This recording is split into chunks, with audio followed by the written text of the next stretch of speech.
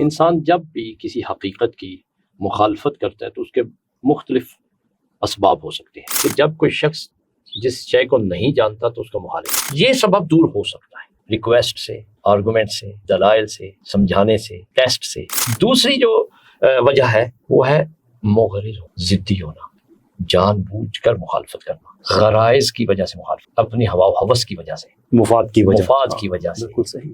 جب امام سجاد علیہ السلام سے ایک شامی نے آ کے تانا دیا، الحمد شکر ہے اس پروردگار جس نے آپ کو نعوذ باللہ ذلیل کیا اور مثلا قتل کیا اور رسوا کیا اور یہاں لا کے کھڑا کر دیا. تو امام سجاد علیہ السلام نے کیا جواب دیا؟ کیا تم نے قرآن پڑھا ہے؟ آیت مودت پڑھی ہے؟ کیا آپ ہے؟ کہا میں.